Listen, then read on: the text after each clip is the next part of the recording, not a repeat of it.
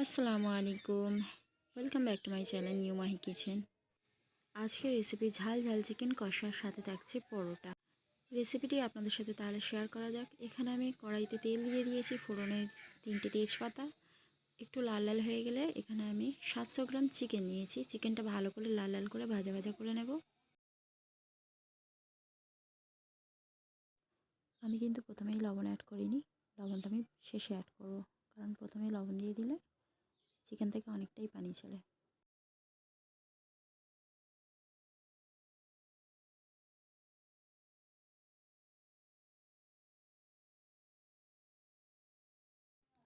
চিকেনটা হালকা লাল হয়ে এসছে। 250 গ্রাম এখানে পেঁয়াজ কুচি করে নিয়েছি, পেঁয়াজটা আমি এখানে অ্যাড করে দেব। চিকেনের সাথে পেঁয়াজ কুচিটা ভালো করে লাল লাল করে নেব, তারপরেই বাকি মশলা দেব এখানে। যতক্ষণ পেঁয়াজটা লাল হয় ততক্ষণ ওদিকে আমি ময়দাটা মাখিয়ে নেব। অল্প কিছুটা লবণ, চিনি আর তেল অ্যাড করব এখানে। পেঁয়াজটা নরম হয়ে গিয়েছে, এখানে আমি 1 টেবিল চামচ লবণ আর 2 টেবিল চামচ পরিমাণ আদা রসুনের পেস্ট দিয়ে ভালো করে কষিয়ে নেব।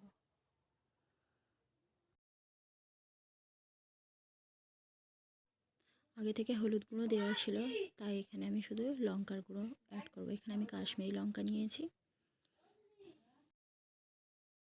ভালো করে চিকেনের সাথে মশলাটা কষিয়ে নেব কিছুক্ষণ, তারপরে আমি পানি অ্যাড করব।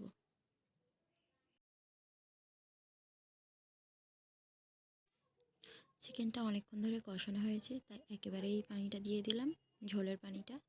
এটা কমে গেলে চিকেন কষা রেডি। এখানে কিছুটা গোটা গরম মশলা গুঁড়ো করে উপর থেকে দিয়ে দিলাম।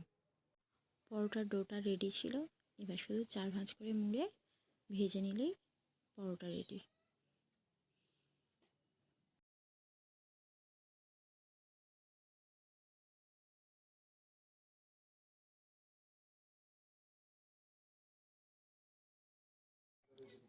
অল্প অল্প তেল দিয়ে ভালো করে পরোটাটা ভেজে নেব।